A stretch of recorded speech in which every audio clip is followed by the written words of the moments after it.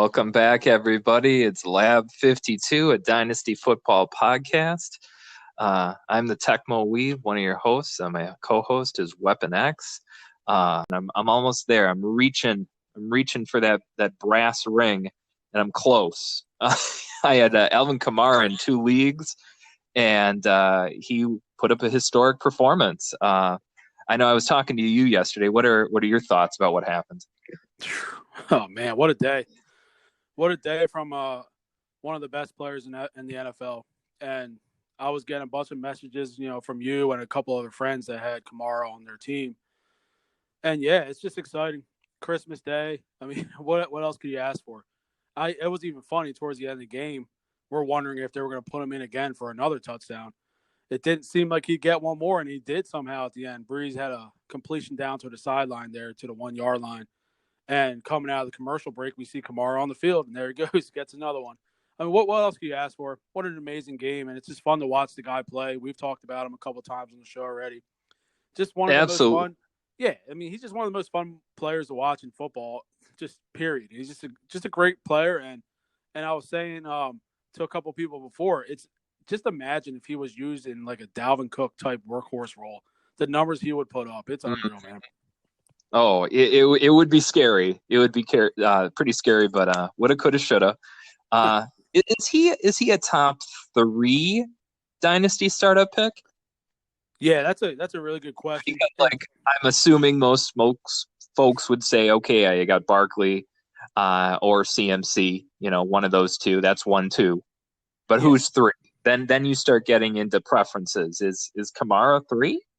Yeah, I mean, I don't think you're going to have consensus Kamara being top 3, but you're definitely going to have consensus top 5, in my opinion. I don't have him get outside of top 5. And the only reason why I would say he may not be consensus top 3 is people are worried about what's going to happen next year. If Breeze retires, who's going to be quarterback? How's that offense going to go? But if you just look at his tape and just watch him play and just the production he's had in his career, if you take him to top 3, absolutely no question about it. I would not have I wouldn't blame anyone for doing that. In my opinion, yeah, top 5, top 3, it could happen. It's close, but yeah, he's definitely right up there. Yeah, definitely. I mean, I guess my rule of thumb for the first round is don't blow it. That's the only rule there is for the first round of a startup. You just can't make a stupid pick that has no value 3-4 years from now. I was looking at the startup you and I did 6 years ago, and you look at some of the players that were drafted that were such a sure thing, and I mean Des Bryant. he threw up the X this weekend, last weekend, but for what purpose? At least as a dynasty stock, he's done. So first round, you just don't want to make a dumb move. And so going with Kamara, I think that's a smart move. But even with the game he had in one of my leagues, I'm feeling like it might not even be enough because he had Tom Brady, and Tom Brady had a great game today, 4 touchdowns. I mean, I was throwing up, but thankful that they pulled him from the game at that point. No more Tom Brady. And he had Adam Thielen last night, who we get a bonus for 100 yards. He only had 97 and a touchdown, but he still overperformed. And now all of a sudden these things add up. And what I felt initially yesterday was like, oh man, this is a lock. You don't have a 6 touchdown game and lose. But I haven't had anyone else play. But needless to say, it's a fantasy roller coaster. It's an emotional roller coaster. And, maybe this is like a kiddie roller coaster question here. This is like the mild thing, in the kid portion of a theme park here.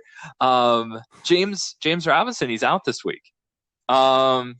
And I have a lineup question. It's either D-O or D-O.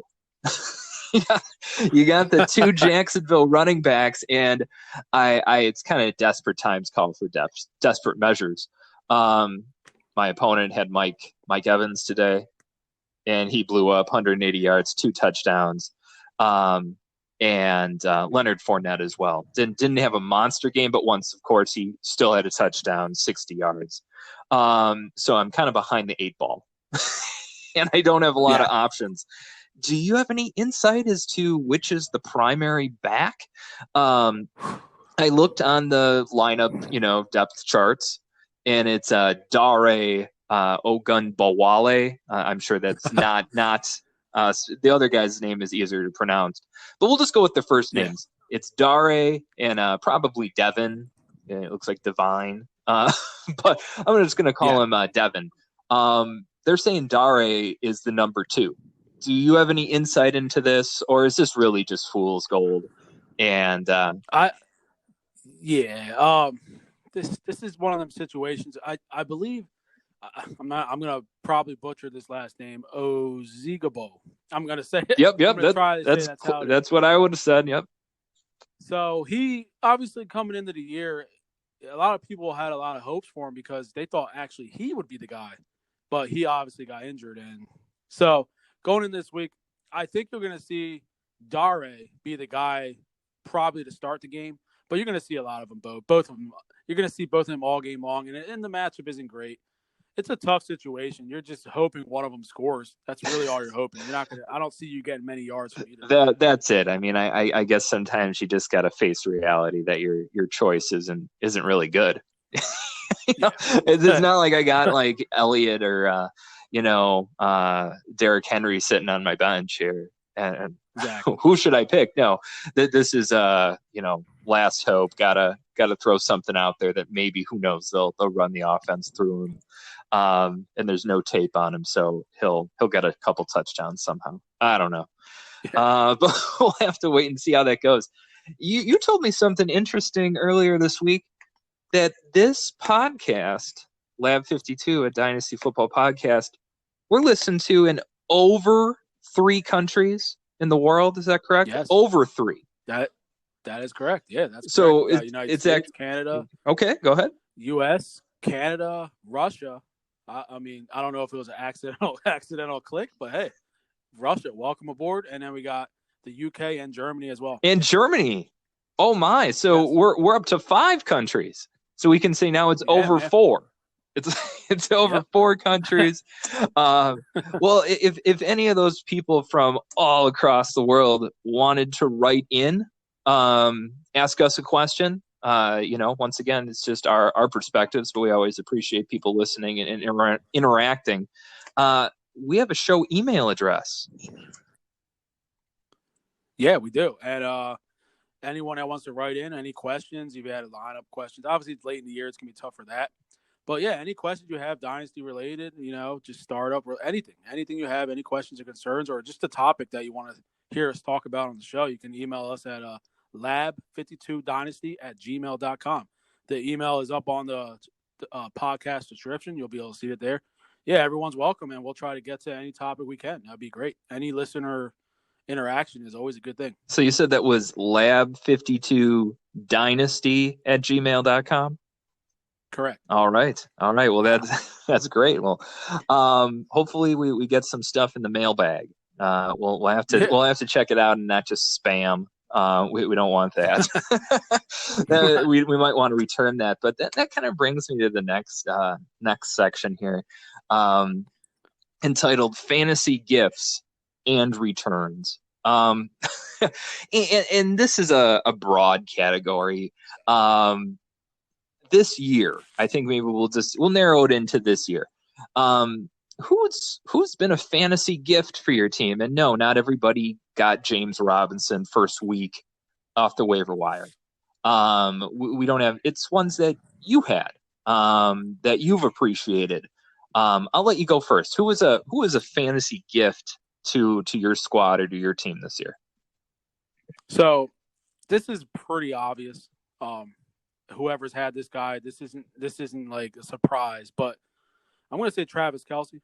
This dude right here, if you had him as a receiver, if you put him in the mix with wide receivers, he would be the wide receiver 3 overall for the year. I mean, you're putting a wide receiver 3 overall in your tight end position. That's one of the biggest. It is the biggest advantage out of any position in fantasy football, and the consistency he has. He's had one game all year under double digits, and basically what you're seeing with him, Hill and Devontae Adams, those are only two receivers that have had more points. And the consistency and just the upside he has, he's just a special talent. And Dynasty, I know age-wise he's getting a little older, but I know on redraft coming into the year next year, there's a discussion to have him really, really high this next year because that I don't know. I mean, that positional advantage you have is just really something I've never seen at any position before. It is. It is. I mean, I would say I'd feel comfortable in a 12-team league taking him in the third somewhere. Um, Yeah. I guess it would depend. But if I got him in the third, I wouldn't think I was overpaying the second. Oh, that would be really tough.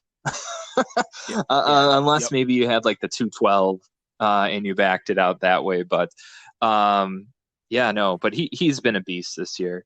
Someone has to benefit from Pat Mahomes, and it's Tyreek Hill and, and Travis Kelce. Exactly. Mine this year. I'm sorry. Is Jalen Hurts, and I know you're an Eagles fan. You know a lot more about the Eagles, and probably Jalen Hurts than I do. I picked him up very superficially late in the fourth round last year. I figured, well, they spent a second round pick on a quarterback. That's most franchises don't do that when they don't anticipate using that player.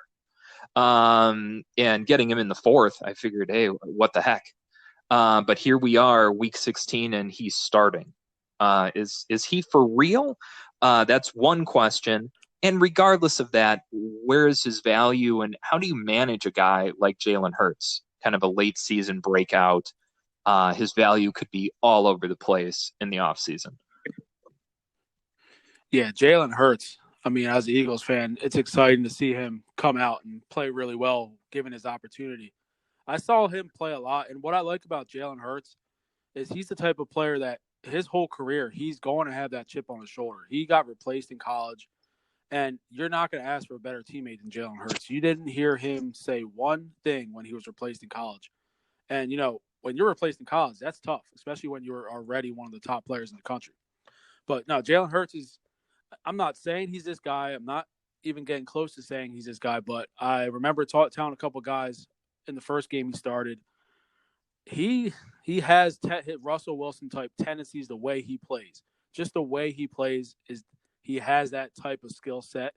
He's going to take off. He's going to duck under the defender and get 20, 30 yards just like that. But no, I like the way he plays.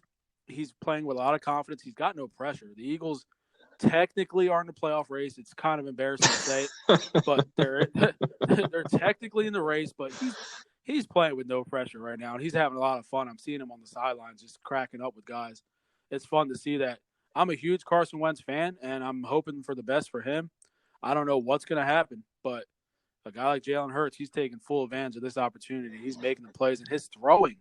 I know it's only been 2 starts, but he's throwing the ball well, and a lot of people had a lot of questions with his throwing arm. Maybe he's not Pat Mahomes. He doesn't have a cannon, but he's putting the ball where it needs to be. Correct. He's moving the ball. So that's your analysis of Jalen Hurts at this point in his career. Where's his value? Where's his value? I mean, of course, and we're not talking super flex, of course. A fourth string quarterback in a super flex probably has value. We're talking in 12-team leagues. Generally speaking, where is his value now? I mean, it looks like he's the starter for next year, right? They're not going to go back to Wentz, would they? It's tricky with the contract and everything. It's very tricky. I mean, if you're trying to win ball games, if Jalen Hurts comes out the last 2 weeks and is just playing tremendous ball again, you almost have to go with Hurts. I mean, I would hope they do, because if you're playing that well, the best chance to win is putting your best quarterback out there. It's just tricky with the Wentz contract and everything, but I still believe Wentz has enough value to attract some kind of trade. So it's going to be very interesting with Philly. If I had to say it right now, on December 26th, I would say Hurts will be the starter moving forward going in the next year. With that said, we know there's a lot of overreaction in fantasy. If he plays really well his last 2 weeks, you could see him. I think you could see him creep into the top 10 quarterbacks in Dynasty. I just think you can because running quarterbacks have a lot of value, Mm-hmm. and we're seeing guys like Kyler Murray. This is a breakout year. Going into this year, people were, they're high on him, but now they see him play. They're like, this is a guy that I want on my franchise for Dynasty for years to come because he gives you that positional advantage with the running ability. He's going to get you a floor 70 to 80 yards once in a while. That's a 7 to 8 floor. That's an extra touchdown thrown into the mix. So, no, I would say if he plays well the last couple of weeks, you might see him creep into the top 10. Yeah, definitely, definitely. Well, it'll be interesting to see. And he was a fantasy gift. I picked him up in a couple of leagues for basically nothing, so I'm happy to have him. Another play I'm happy to have. We don't necessarily need to review a whole lot about him, but he's just kind of played convenient for my team. Picked him up just 1 week before he got his starting role. Kiki QT. Got him in a PPR league, got him in a non-PPR league. But last 3 weeks was he had a couple touchdowns and a 100-yard game. So he gave you something every week. No, he's not Alvin Kamara. No, he's not Mike Evans. But when that's your best player that you were just able to pick up, that's a gift. Now moving on to the returns. I'll do a generic return here. COVID inactives. Uh, you know, when I look at my team this year, I look at the IR and I'm like, hey, I usually most years I end up with at least a couple players that were starters at some point on the IR. I'm not saying I have bad luck; it's just how it's been. And this year I have nobody. And pretty much all year long, I was able to generally avoid injuries in most of my leagues. Um, Except here we are, week 16, and Ronald Jones, he's been out a couple weeks with COVID. Has COVID affected any of your lineups this year, other than delaying a game? Yeah, there's been a couple times where it affected a lineup. It never really like affected it to the point where I wasn't able to set a lineup or it was the reason why I lost. It never got to that point, but I know there have been people in my league and other leagues that have been affected to the point where they actually didn't know what to do that week, and it actually did cost them a week. So, but with COVID, what are you going to do, man? It is what it is. They have to do the protocols that they do, or it's just going to get out of control. You can't, regardless of how people feel about it. I mean, that's a topic for another day. You got to do the best you can as a league to keep things under control.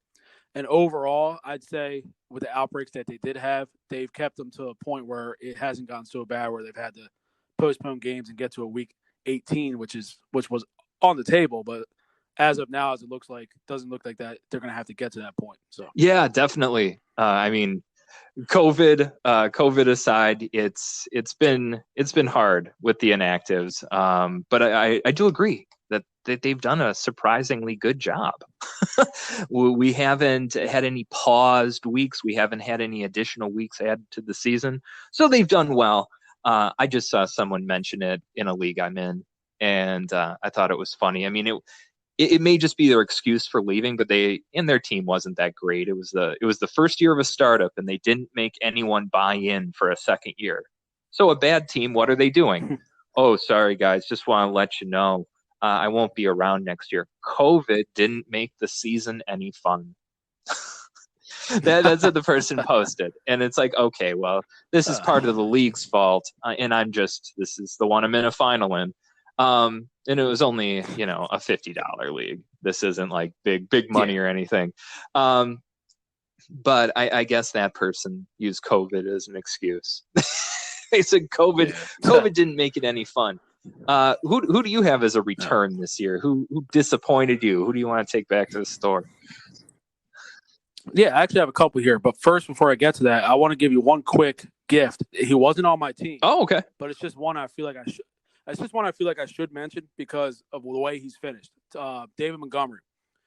So basically, what I see here since week 11, he's had no fewer than 24 PPR points. 3 out of 4 of those games with 100 plus yards rushing. And the thing about that is, before all that, his first 9 games, he didn't have any 100-yard games. So you're going into after his bye week in week 11, you're not really sure what you really have. Now he's RB6 overall, and his ADP in redraft was an 8th-round pick. So if you have him on your team, Mm-hmm. he's one of your MVPs. He's one of your MVPs, and it's actually a surprise because, as I mentioned a couple weeks ago, we talked about him before, and we were wondering what's going on. Well, he might have heard us. He might have heard the podcast because look what he's doing now. So what Look what happened? he's doing now. What happened then? I mean, I know you watch more of the tape than I do, but I mean, he just he's trying harder now. He's running furiously right now. He's just running like before earlier in the year. He was hesitant, wasn't hitting holes, but when you see him play now, he's running like he has this fury right now, and he's playing well, man. And it's fun to watch because I like him as a player. And they said he slimmed down coming into the season, but he wasn't showing the quickness. But now when you see him play, he's looking like that real deal running back right now. I just had to mention him real quick because I think it's exciting that he's playing the way he is. Oh yeah, I play against him this weekend. I'd rather not. We don't even talk about him. Yeah, let's just move on. Well, especially with his matchup this week. Yeah, I don't want to talk about him, but no, and it's a league of what have you done for me lately? And all of a sudden, people are going to be remembering this. And now all of a sudden, if David Montgomery had those 2 good games earlier in the year, but not right now, maybe you could get him in the 5th round. Now all of a sudden he's he's breaking out. I think it'll be his 3rd year, right? Look at what he did. So he's probably a 3rd round guy. Yeah, absolutely. You're gonna have to take him higher now, and you have to believe in his talent. If you do, then you'll have to do it because I don't think you're gonna get him in the 4th or 5th anymore. You gotta, believe in the Bears too. Yeah, true. We don't know who their quarterback. I mean, Trubisky's their quarterback now, but they've gone down that road plenty of times. I don't think they're confident in him in the future. No, but that's a good one. And if you got to benefit from Montgomery, kudos to you. I'm curious to hear who your return is, though. All right, so I have 2 returns here and 2 kind of very different type players. So my first return here, Juju Smith-Schuster. I mean, I don't know what they've done with him this year. Going into the year, people were looking at him maybe possibly a wide receiver 1, a strong wide receiver 1. You got Big Ben back. That it seemed like that was the missing link, just Big Ben, and he'll be back to Juju Smith-Schuster. He has an 8.2 yards per catch. I mean, I don't even understand how that's even possible for a receiver. I see him play. He's basically a tight end.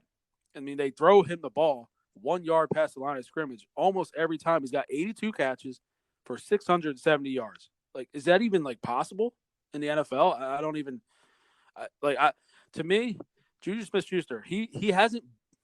There's been decent weeks. He'll never get you that big blow up game. He's been startable, but he's been more disappointing than not. And I don't know. I don't know what the reason why his usage has been so different, because he in his first couple of years he was a downfield receiver here and there. I don't know why they don't. I don't even know if he's got a catch past 30 yards this year. I mean, I could be wrong about that, but I mean, with the 8.2 yards per catch, that's a gift I'm definitely going to return.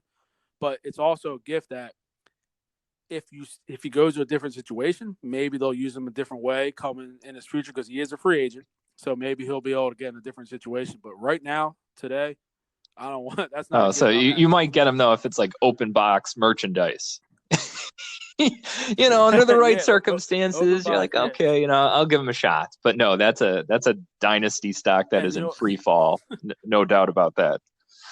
And with him, you don't have to reach too far to find him. Maybe 1 yard away, you'll be able to get him, because that's where his average depth of target is, pretty much. So you don't have to go too far to find him. But and then my other one is Tyler Lockett. It's a very interesting case here. I know a lot of people that have him. It's been one of those it's not even a roller coaster. He was looking like one of the top receivers in the league. So what I'm looking at right here now, he's got no more than 67 yards receiving since that big 200-yard blow-up game in Week 7. And in 8 games this whole year with 12 or fewer PPR points. That's the wide receiver 12 overall. If you're telling me a wide receiver 12, which is considered a wide receiver 1 in 12 team league, if you're telling me a guy that has 8 games fewer 12 PPR as a wide receiver 1, that's got to be one of the most frustrating players to own, because you feel like you have to start him because he's got the potential. But I don't know. How do you feel? I know you own him. How do you feel about him? Uh, that's that's tough. That's tough. And sometimes I just get, I get distracted on certain players.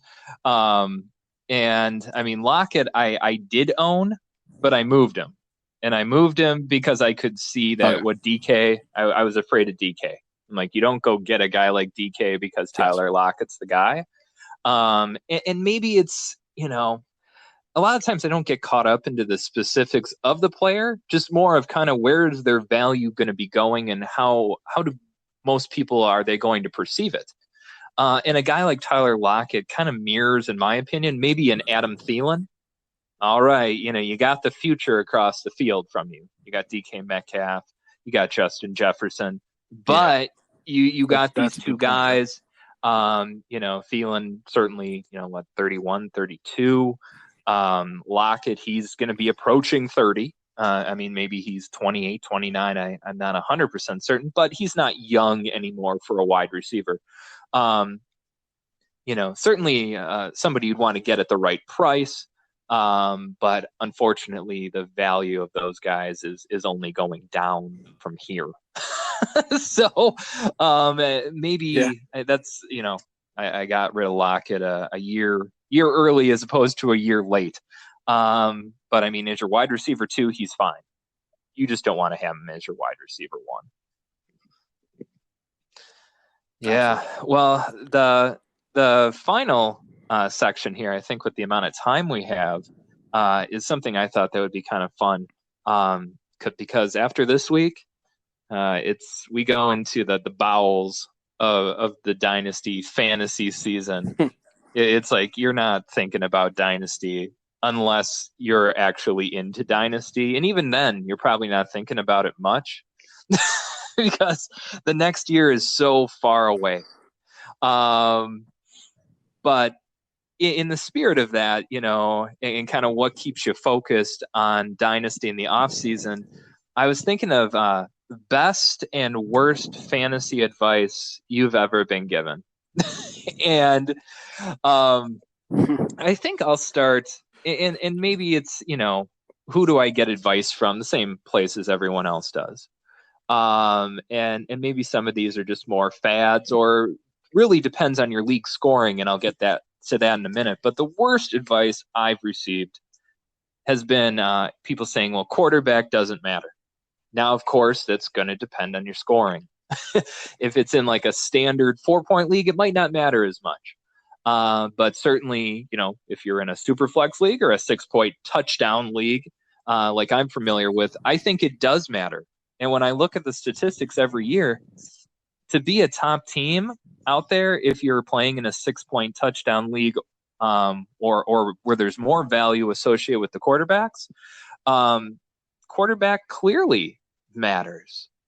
And I never see guys, like Pat Mahomes, like no matter what the guy does, how high are they going to let his ADP creep up? People say, well, no, you can't take him in the first round. Could you take a guy like Pat Mahomes in the first round and feel okay about that? Or would you feel like you're doing something and you have, 100 other people over here saying you're doing it wrong? Yeah, that's a great question. And like you said, with the quarterbacks not mattering, I don't obviously the scoring in your league matters and all, but if you're in a standard one quarterback league, I don't like saying they don't matter because when you got quarterbacks putting up the points they're putting up right now and the league is shifting, it's already shifted to a passing league. These are the types of players that can put you over the top. And in fantasy, it's already a headache enough worrying about who you're going to start in flex and RB2 spot. When you have a locked in quarterback, that's one headache you don't have to worry about. You already got a guy that is putting up numbers every week, and you have no issue with that. But with Pat Mahomes is an interesting case. I can see the reason why you would want to take him the first round. I mean, I don't even think he's even reached his upside yet. He is so ridiculous. I think having a pick like him, you have a cornerstone of your dynasty team. You're setting yourself in a position where you're not sure where to go from there. You're it's tough when you draft a quarterback first. You're always going to be a little behind the eight ball as far as filling your other positions. Maybe later in the first round, I would definitely see that being a possibility. I wouldn't do it early. There's way too much talent to pass up on early.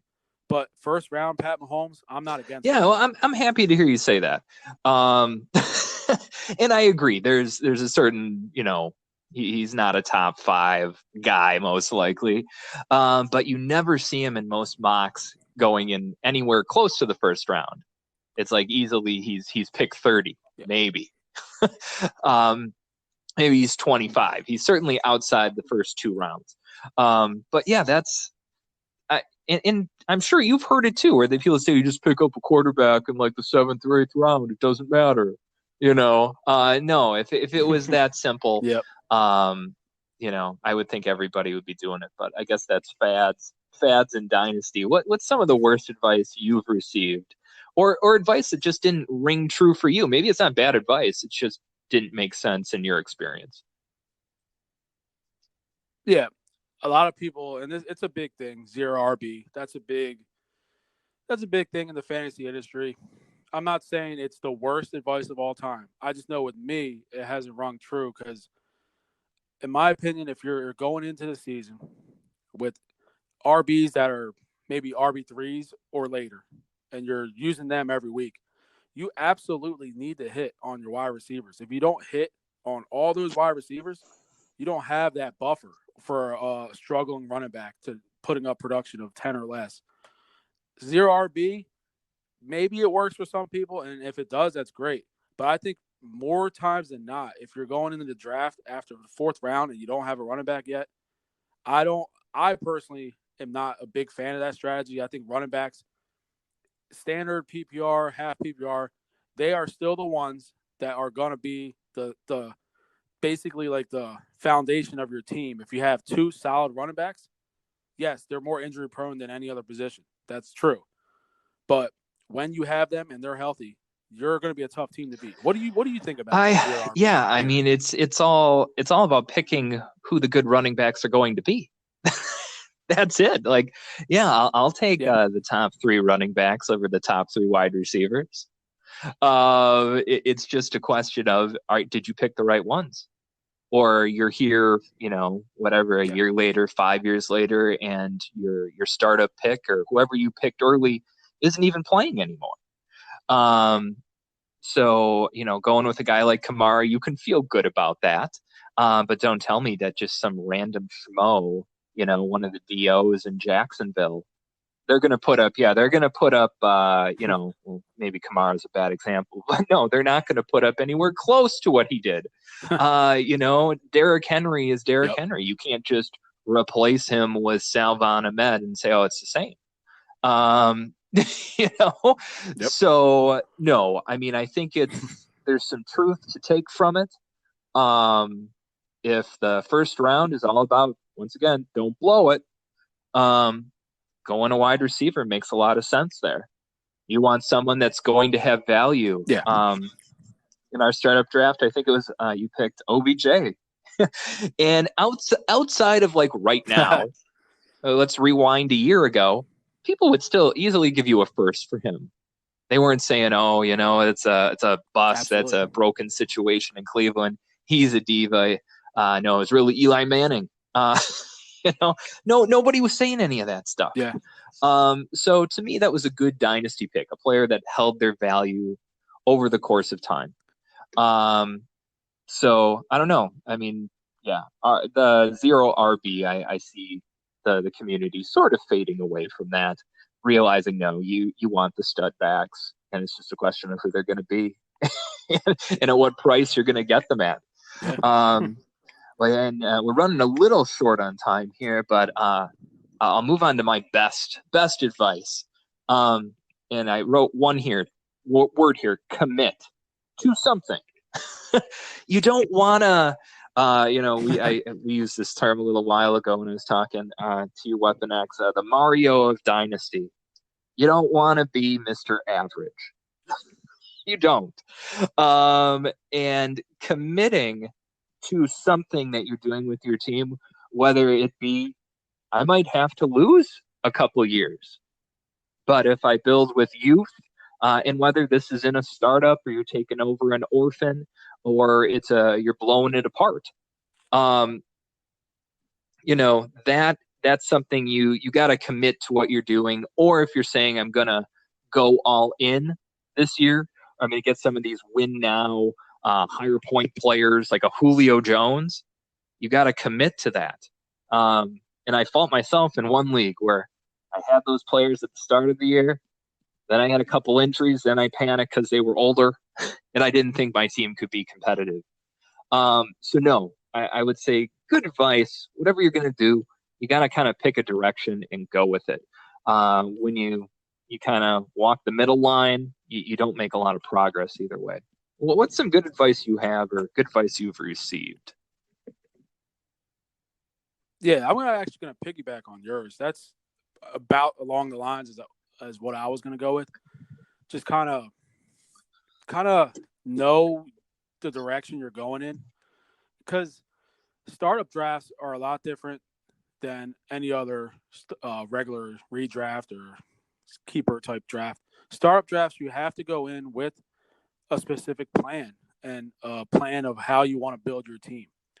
And I think if you go in unsure, then you're basically setting yourself up to have a team you're not okay with. So I think more importantly, when you're drafting in a startup draft, you have to look at the values of each player in the first round, second round, third round. Look at those values, look at situations. So the best advice I think I've received as far as dynasty startup drafts go is look at situations and make sure you're aware of their situation in the next couple years. Like, you got a guy like Aaron Jones. We already know what type of player he is. We already know the stud he is. But if you're having a startup draft in, say, January, February, before free agency, you have to be aware that his situation may not be the same as it is current day today. Because if it is the same, you're feeling okay with him, first round pick, early second round pick, because he's already locked in as that elite running back.